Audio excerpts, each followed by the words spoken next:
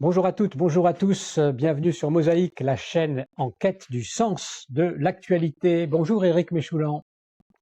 Bonjour Antoine Mercier.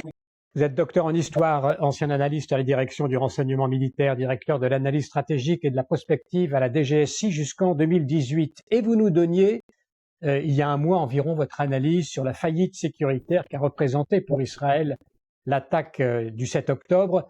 Notre entretien qui était intitulé « Avant le 7 octobre, le renseignement israélien savait déjà tout » a suscité un très vif intérêt et il montrait notamment que les responsables politiques et militaires n'ont pas su interpréter la menace, bien qu'ils aient eu les éléments d'information nécessaires pour l'identifier et donc pour l'anticiper. Alors on évoque aujourd'hui avec vous un autre aspect où la connaissance et l'interprétation sont aussi importantes l'une que l'autre, c'est la dimension idéologique de ce conflit. Il y a une question que l'on ne se pose pas spontanément et qui pourtant est essentielle pour comprendre la situation, et donc l'action, c'est la manière dont le camp adverse perçoit l'événement. Comment, par exemple, les événements du 7 octobre ont-ils été perçus par les pays arabes, Éric Michoulan? Alors d'abord, il ne faut pas assimiler les pays arabes à un camp adverse. Il faut voir les choses un peu autrement. Et je vais vous répondre en rebondissant sur un sondage qui a été mené par un institut de recherche indépendant, le Arab Center for Research and Policy Studies de Doha. Donc on ne peut pas le soupçonner d'être pro-israélien. Et sur un échantillon de 8000 personnes dans 16 pays arabes de la Mauritanie au Yémen, entre mi-décembre et début janvier, il a posé des questions. Et le résultat est que 68% des Arabes dans cette région, donc représentatif de tout le monde arabe, ne croient pas à la paix. 89% refusent de reconnaître l'État d'Israël. 88% voient dans l'action du Hamas une opération de résistance légitime. Et 67% sans aucune réserve. 69% globalement soutient le Hamas. Et 92% estiment que la cause palestinienne est une cause pour tous les Arabes. Ça, ce sont les chiffres dans le monde arabe globalement. Chez les Arabes palestiniens, ces chiffres sont encore plus élevés. On est entre 95 et 99,9% dans les réponses à toutes ces questions. Donc, vous voyez qu'il y a un immense mouvement de soutien, non seulement aux Arabes palestiniens, mais au Hamas. Ce qui, soit dit en passant, nous met en évidence que la solution à deux États qui est avancée par les diplomates et les politiques occidentaux est totalement déconnectée des réalités et que le poids de l'idéologie n'est pas du côté arabe seulement. Donc, d'un côté, il faut voir que cette solidarité presque totale entre Arabes est normale. Tout groupe humain est fait pour créer des liens de solidarité en son sein. Il y a tout de même une exception notable, il faudra la garder en tête pendant toute notre discussion, sont les Arabes d'Israël, qui soutiennent les opérations de Tsahal à près de 80% et qui sont opposés au principe des rapts à 85% d'après un sondage qui a été fait en Israël. Alors, il faut comprendre cet élan de solidarité en gardant en tête ce bémol. L'Oumma, la communauté des croyants, est la source de cette solidarité. Et cette solidarité s'est exprimée depuis la création de la civilisation islamique de différentes manières. Celles que vous connaissez, enfin que je vais vous rappeler en une minute. Il y a l'aumône obligatoire, la zakat, le don charitable, la sadaqa, la dotation religieuse, le waqf, qui existent depuis la naissance de l'islam et qui ont toujours été d'importantes institutions islamiques de protection sociale. Aujourd'hui, ils ont pris une dimension internationale avec des organisations caritatives islamiques internationales qui sont un phénomène relativement récent. Alors, je fais un détour, mais vous allez comprendre pourquoi je le fais. Je fais référence à la International Islamic Relief Organization, l'IRO, qui est le bras caritatif de la Ligue islamique mondiale, qui est née en 1978 en Arabie Saoudite. Il y a des tas d'organisations qui ont été créées après, dans les pays du Golfe, en Europe, aux États-Unis. Il y a 400 environ organisations caritatives islamiques internationales actives dans le monde aujourd'hui. Et elles expriment une résurgence islamique générale qui a débuté au milieu du XXe siècle, un mouvement mondial de regain d'intérêt pour l'islam qui se manifeste par une piété religieuse et une solidarité accrue. Et cette solidarité a ses organisations. Simplement, cette solidarité ne correspond pas à ce que nous appelons la solidarité et les organisations caritatives en Occident, parce que ça implique aussi la lutte pour l'autodétermination, l'établissement d'État islamique, et l'action caritative, c'est aussi le mouvement de soutien aux musulmans en Bosnie dans les années 80, aux Rohingyas en Birmanie et aux talibans. C'est aussi une stratégie de combat. Et il faut voir que toute cette solidarité a été organisée et instrumentalisée pendant des années au service de l'Arabie saoudite qui contrôle cette solidarité internationale. Et aujourd'hui, l'Arabie saoudite n'est plus exactement dans cette ligne. Donc vous voyez qu'il y a une divergence qui se fait entre le mouvement global de soutien palestinien et l'Arabie saoudite qui s'est beaucoup rapprochée des Israéliens. Donc déjà, dans le monde arabe, il y a des lignes qui bougent. Maintenant, si on prend un peu de recul, regardez que la guerre civile en Syrie, depuis les printemps arabes, a fait plus de 600 000 morts. Au Yémen, depuis 2014, directement ou indirectement, on a environ 375 000 morts. L'État islamique a tué plus de 30 000 personnes, et c'était essentiellement des musulmans. Il y a eu plus d'1 million de morts et plus de 2 millions de musulmans déplacés dans des conditions terribles. Si on remonte pas si longtemps en arrière, la guerre civile en Algérie, dans les années 90, on a 200 000 morts, la guerre Iran-Irak, un demi-million. Donc de manière générale, l'écrasante majorité du terrorisme d'inspiration islamique depuis 30 ans a pour victime des musulmans. Rien qu'en Birmanie, dans la crise récente, on a eu 25 000 morts, 700 000 réfugiés. Au Pakistan, aujourd'hui, on a une expulsion massive qui commence des Afghans non enregistrés dans le pays. Donc je ne rentre pas dans les détails, mais on a environ 1,7 million d'Afghans qui risquent d'être expulsés vers l'Afghanistan, qu'ils ont fui parce que les talibans vont les massacrer s'ils reviennent. Et de tout cela, on ne dit rien. Aujourd'hui, il y a à peu près 20 000 morts à Gaza depuis le 7 octobre, enfin, depuis le début de l'opération israélienne, dont à peu près la moitié relève de combattants du Hamas, qui sont par définition des civils, qui combattent sans uniforme comme une guérilla urbaine. Et là, vous avez un tollé mondial. Donc vous voyez que cette solidarité est totalement sélective parce qu'il n'y a pas de grand mouvement islamique en faveur des victimes islamiques quand les auteurs des massacres sont des musulmans.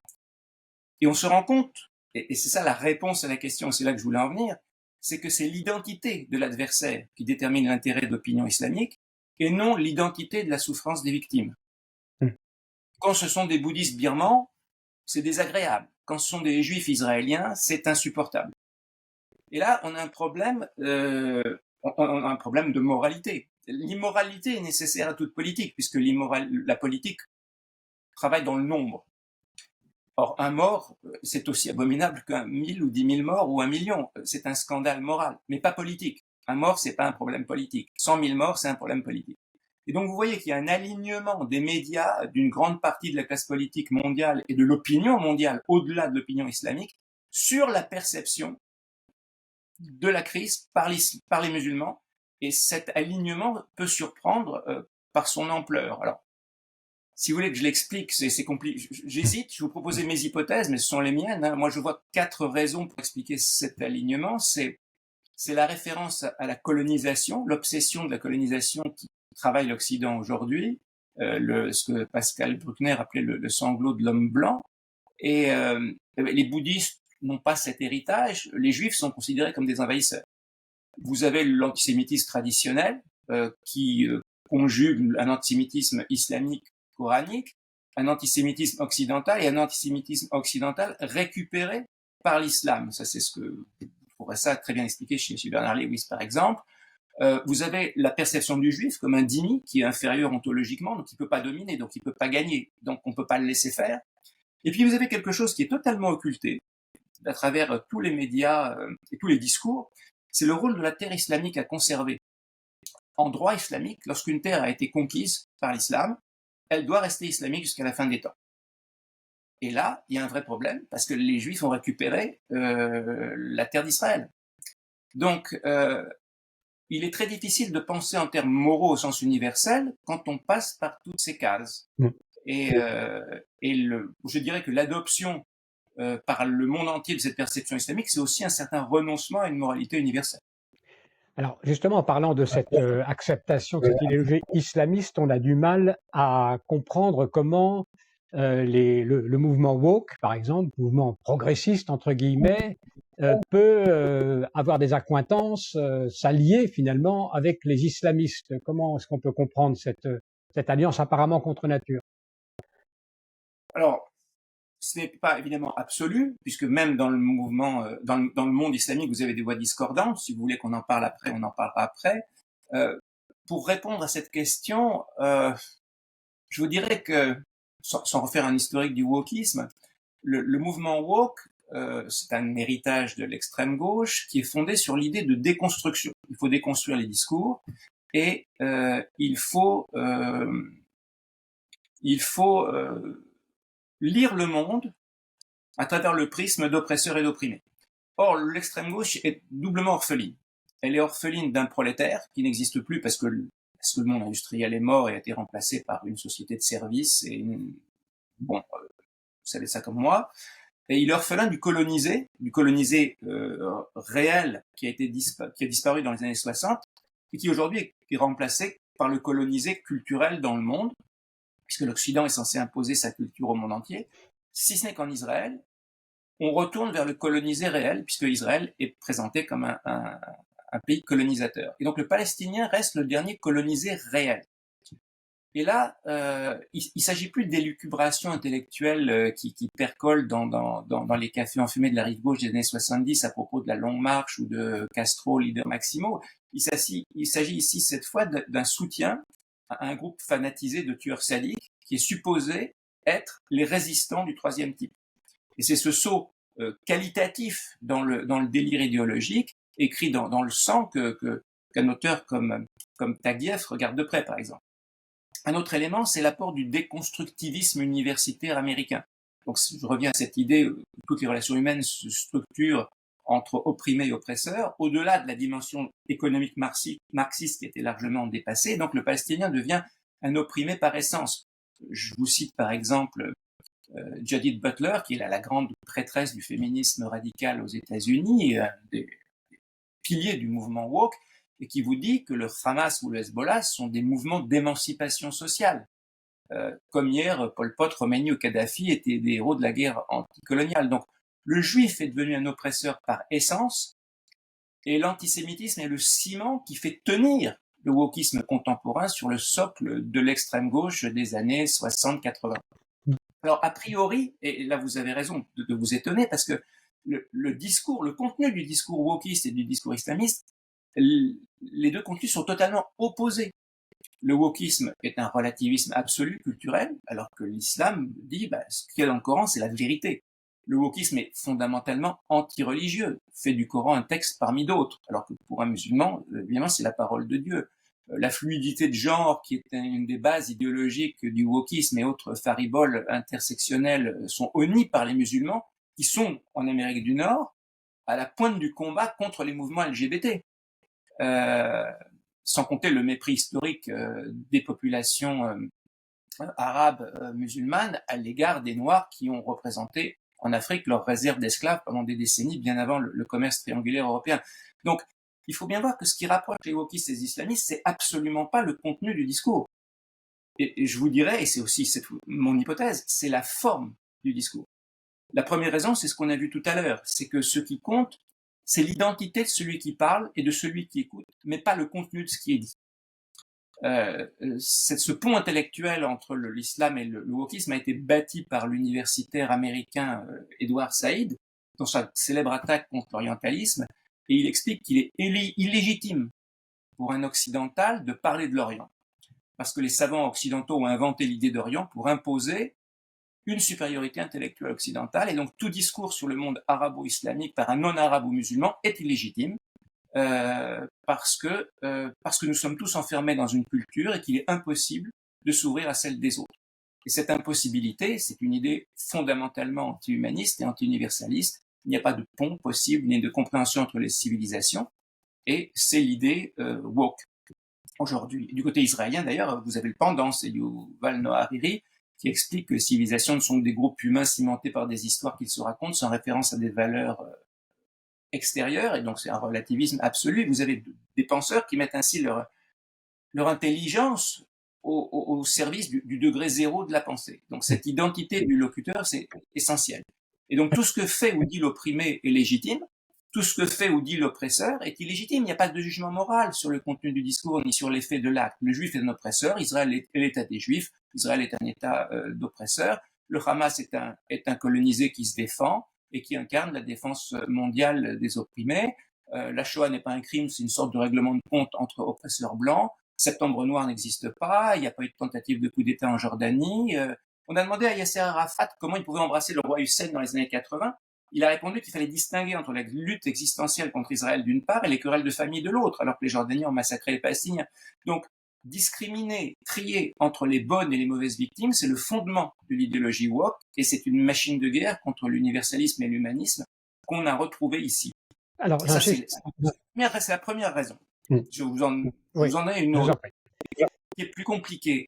C'est que le discours n'est pas là pour exprimer la réalité, mais il est là pour opprimer ou libérer. Ça, c'est l'idée woke. Maintenant, je vais vous faire, alors vous allez me trouver un peu exotique, mais je vais vous faire réfléchir aux Mille et une nuits. Qu'est-ce que c'est que les Mille et une nuits? Est-ce que vous vous souvenez des Mille et une nuits? Les Mille et une nuits, c'est l'histoire du sultan Shahriar qui, en représailles à la suite de l'infidélité de son épouse, la condamne à mort, et afin d'être certain de ne plus être trompé, il décide de faire exécuter chaque matin la femme qu'il aura épousée la veille. Et Scheherazade, la fille du grand vizir, se propose de l'épouser et aidée de sa sœur. Elle raconte chaque nuit au sultan une histoire dont la suite est reportée au lendemain, et le sultan ne peut se résoudre à la tuer parce qu'il reporte de jour en jour l'exécution pour connaître la suite de l'histoire. Et peu à peu, Scheherazade gagne sa confiance, et finalement, au bout de 1001 nuits, il renonce à la faire exécuter. Alors, l'histoire a beau avoir des racines pré-islamiques, elle est très pertinente ici, parce que vous vous rendez compte que dans cette histoire, le langage sert à conjurer la réalité ou à lui échapper. Et il permet de raconter des histoires, il permet de raconter n'importe quoi. Et ce n'importe quoi, c'est le quotidien de la presse dans le monde arabe. Vous avez des Israéliens qui sont accusés en Égypte de diffuser des bonbons aphrodisiaques auprès des femmes égyptiennes pour épuiser leur mari. Comme ça, ils ne pourront pas faire la guerre lorsque les Israéliens attaqueront. Vous avez la presse palestinienne qui rapporte que pendant la seconde intifada, les Israéliens envoyaient des soldats nus pour attirer les hommes. Dès qu'ils ont approché, ne pouvant résister à leur libido, elles sortent une arme et les tuent. Et je me souviens que le journaliste qui avait rapporté ça se demandait d'où elles pouvaient sortir l'arme parce qu'elles étaient toutes nues, mais c'est pas grave. La débâcle financière du capitalisme malais-indonésien dans la tourmente de 98, c'était des manœuvres de spéculateurs juifs. Pareil pour la crise financière de 2008. Vous pouviez lire que le tsunami qui a causé plus de 280 000 morts en Asie du Sud-Est en 2005 était le résultat d'une expérience nucléaire israélo-indienne. Les Israéliens ont été accusés d'inoculer le sida aux Palestiniens lors de la journée mondiale contre le sida. Les Libanais ont dénoncé des attaques chimiques alors qu'il y a des ballons publicitaires israéliens qui ont été emportés par le vent. Le gouverneur du Sinaï n'avait pas exclu publiquement la responsabilité du Mossad dans des attaques de requins contre les touristes. Enfin, je vous parle même pas du 11 septembre. On est dans le mythe et dans le complotisme permanent parce qu'on est dans les mille et une nuits. Et donc, dans le cas israélien, l'idée que les Juifs sont des envahisseurs qui n'ont jamais été sur la terre d'Israël avant relève de cette histoire. Bon, en fait, il n'y a pas eu de souveraineté arabe sur cette terre, si je me souviens bien, depuis la fin de la dynastie fatimide. Et depuis que les croisés ont pris Jérusalem en 1099, aucun pouvoir arabe n'a été souverain à cet endroit. Moi-même, j'ai rencontré des étudiants qui me disaient que les Juifs avaient envahi après la Deuxième Guerre mondiale la région et avaient détruit un État arabe. Et lorsque je leur demandais de me le prouver, ils me disaient c'est pas la peine, tout le monde le sait. J'ai rencontré une femme d'affaires musulmane, pas arabe d'ailleurs, qui parfaitement intégrée, parfaitement française, et qui m'a dit exactement la même chose. Donc il y a un manque de connaissances doublé par ce récit qui supplée à la réalité. Alors les Occidentaux s'en moquent. Ils se moquent du style dithyrambique des communiqués de victoire de Nasser pendant que ses troupes fuient devant les Israéliens. Ils se moquent des fanfaronnades victorieuses du ministre irakien de l'information Mohamed Saïd al-Saaf pendant que les Américains pénètrent dans Bagdad en 2003. Même pendant la guerre du Golfe, je ne sais pas si vous vous souvenez, mais le ministre de la Défense irakien a annoncé la victoire, et pendant qu'on le filmait, il y avait les avions américains qui passaient derrière lui. Donc, tout le monde se moque de ça, mais il n'y a pas de quoi se moquer, parce que le langage en terre d'islam n'a pas, comme dans la tradition grecque, la fonction d'actualisation de la pensée.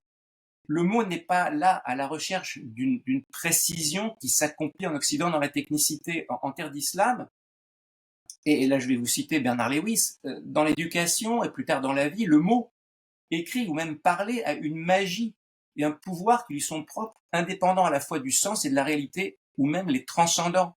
Donc, c'est un monde de poésie, c'est un monde d'éloquence, et le verbe, et c'est un exutoire politique. Et face à cette richesse de la langue, le politique, soit il s'adapte, soit il le refuse. Donc, soit on met les gens au cachot, soit on suit le mouvement. Et c'est pour ça que les pouvoirs musulmans suivent ces opinions. Le verbe, dans le monde arabe, c'est le substitut de l'acte impossible. C'est le contraire de la continuité de la pensée dans le monde occidental. Donc, il est normal que ça ne pose pas de problème dans le monde arabe. Et cette approche occidentale étant déconstruite par le wokisme, dans le wokisme, c'est exactement la même chose. On n'a pas besoin que le verbe ait un rapport avec la réalité. Et c'est là que se fait le pont. Oui, c'est quand même bizarre pour des milieux universitaires, pour des milieux de l'élite précisément, qui sont censés, eux, appartenir à une tradition où on essaye de raisonner à partir du mot et de la chose. C'est assez étonnant que... Cette tradition, ils ont décidé de la déconstruire. Ils ont décidé que le mot n'était pas là pour exprimer la réalité, parce que la réalité étant une construction faite de mots, elle n'existe pas en tant que telle.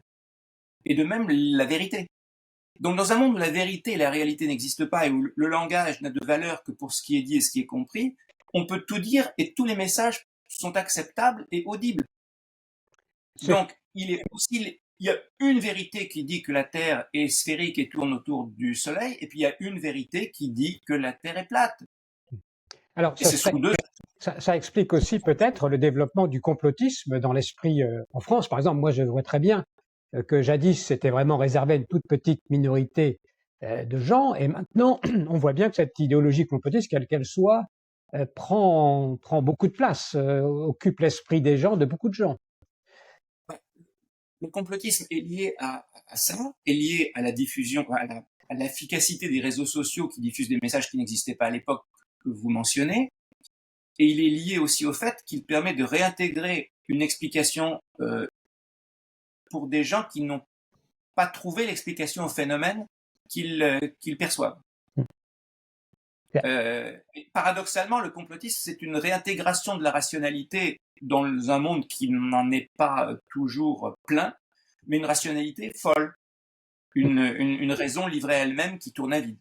Et donc, la connexion, l'adhésion du mouvement woke au discours islamique, à mon avis, est surtout liée au fait que le discours n'est plus là pour traduire ni une réalité, ni une vérité. Mais quand je dis ça, je ne porte pas un jugement négatif sur le discours islamique. J'essaye de le comprendre, de le décrire, et en tout cas, il n'y a pas du coup de quoi s'en moquer, pour une raison simple, c'est qu'il a vaincu, puisque ce discours est maintenant dominant. Et il n'y a pas de raison de se moquer du vainqueur. Effectivement, et il y a aussi, j'ajouterais l'idée peut-être d'une négation de la liberté, une forme d'impuissance à transformer le monde. On a l'impression qu'il y a aussi, que vous parliez non pas du contenu de l'idéologie, mais de la forme. Il y a aussi l'idée que finalement, on n'a pas à agir sur le monde pour le transformer, une sorte d'abandon de la liberté aussi, qui se joue dans ces deux mouvements. C'est-à-dire que le monde n'existe que parce qu'on en dit. Donc, comme on peut en dire n'importe quoi, le bar est ouvert. Alors, Éric Péchoulan, une dernière question. On va aborder peut-être le débat maintenant autour de la morale et de la guerre. Israël affirme agir moralement, donc y compris en temps de guerre. Il se voit accusé de commettre un génocide. On l'a vu donc avec ce qui s'est passé à La Haye, ce qui se passe en ce moment à La Haye. Les musulmans, eux considèrent qu'il y a une morale consubstantielle à la volonté divine. Et les États-Unis, l'Europe aussi, mais les États-Unis ont toujours prétendu agir au nom de la morale. Bref, cette histoire de morale, il y a une sorte de choc des cultures autour de cette problématique. Et est-ce que ça sous-tend ce qu'on appelle le choc des civilisations, des systèmes finalement de vision du monde? Je ne pense pas, je pense que c'est autre chose. Vous savez, en politique étrangère, on est toujours en train d'effectuer un exercice acrobatique entre ce qu'on doit faire, ce qu'on veut faire et ce qu'on peut faire. Ce qu'on doit faire, c'est une certaine forme de moralité. Ce qu'on veut faire, c'est ce qui répond à des intérêts calculés. Et ce qu'on peut faire, c'est ce que nos moyens matériels nous permettent de faire. Quand on a des ennemis, on fait la guerre et on la fait comme on peut, avec les règles d'engagement qu'on a. Euh, pour répondre à votre remarque à l'accusation de génocide qui est discutée à La Haye, souvenez-vous des chiffres de victimes islamiques que je vous ai donnés tout à l'heure. Il y a 20 000 morts à Gaza, dont à peu près la moitié de combattants, et on parle de génocide. On a, au cours de ces dernières décennies, plusieurs millions de morts musulmans. Personne n'a évoqué le moindre génocide. Donc, la question est une question, on voit bien que c'est une question de discours et de perception. En matière de choc de civilisation, je voudrais aussi vous dire que dès lors qu'on commence à calculer et à penser en termes d'intérêt, les choses changent. On a trouvé des musulmans aux côtés du Cid pendant la Reconquista, on a trouvé des musulmans aux côtés des Serbes et des Bulgares au Kosovo en 1389. On a une alliance entre le roi de France François Ier et l'Empire ottoman. On a une alliance franco-anglo-turque pendant la guerre de Crimée. On a des autocraties islamiques qui participent à la coalition contre l'Irak pendant la guerre du Golfe. Donc, lorsque les intérêts sont en cause, non, le clivage ne se met pas là. Regardez, un rapide bilan fait apparaître qu'au cours des 12 principaux conflits entre musulmans et non-musulmans à travers le monde entre la fin de la Deuxième Guerre mondiale et le 11 septembre, les États-Unis ont soutenu globalement les Turcs contre les Grecs, pensez à la manière dont ils ont avalé l'invasion de Chypre, les Pakistanais contre les Indiens, les Afghans contre les Soviétiques, les Azerbaïdjanais contre les Arméniens, les Bosniaques et les Kosovars contre les Serbes, et les Indonésiens contre les Timorais jusqu'en 99. Sans compter le soutien à l'Arabie Saoudite et à toutes les dictatures, contre les dictatures pro-soviétiques dans les années 60-80, l'Irak contre l'Iran, les États-Unis ont sauvé l'Égypte du désastre face aux Israéliens, ils ont armé l'Irak contre l'Iran, puis ils ont libéré le Koweït. Enfin, il n'y a que le conflit israélo-arabe qui échappe à cette liste dans laquelle les Américains, parce que c'est leur intérêt, ont toujours soutenu le musulman contre le non-musulman. Et cette exception devient une obsession. Et donc on mesure ici l'importance de cette exception aux yeux de la communauté islamique, puisqu'elle parvient à éclipser l'intégralité de la politique pro-islamique des États-Unis. Preuve s'il en est que le jugement des musulmans sur la guerre reste avant tout orienté par des considérations liées à l'intégrité, je dirais, imaginée de l'Oumma, alors que les États-Unis ont été dénoncés comme le moteur de la corruption du monde dès les années 50 par Saïd Qutb, soit plus d'une décennie avant leur soutien à Israël. Et pour la grande majorité des musulmans dans le monde, la guerre entre l'islam et les États-Unis relève d'une lutte cosmique entre le bien et le mal, alors que les États-Unis les ont soutenus pratiquement tout le temps. Souvenez-vous que le pont aérien de 6 mois mis en place par l'OTAN, les États-Unis, pour acheminer de l'aide internationale aux victimes pakistanaises du tremblement de terre de 2005 est le plus important depuis le blocus de Berlin en 1948-49. Et les médias islamiques ont été acculés à l'obligation de présenter cette intervention américaine comme une mesure de dernière minute après avoir fait en sorte que le maximum de musulmans aient déjà souffert ou soient déjà morts pour mieux les discréditer, alors qu'en fait c'était une aide extraordinaire. Donc il y a ce qui se passe et puis il y a ce qu'on dit. Il y a plusieurs Occidents, il y a plusieurs islams. Il y a un Occident qui a été colonisateur, qui a été oppresseur. Il y a un Occident qui se consacre à la compréhension et à l'amélioration de la vie de l'homme, qui cherche à mettre en œuvre la liberté politique et à refouler tous les préjugés de race, de couleur, de sexe qui font l'ossature du wokisme aujourd'hui. Et je pense qu'être occidental, c'est accorder à toutes les victimes la compassion qu'elles méritent. Ça ne veut pas dire que ces politiques occidentales vont suivre cette moralité. Pour finir de répondre à votre question, je vous citerai un humaniste espagnol, Fadrique Furio-Seriol. Il écrit en 1559, donc en plein conflit entre l'Europe occidentale, l'Europe catholique et les Ottomans, en pleine guerre de religion entre protestants et catholiques en Europe, alors que les bûchers de l'Inquisition fument. Et face à tout ça, qu'est-ce qu'il nous dit? Il nous dit il n'existe pas plus de 2 pays dans le monde, celui des bons et celui des méchants.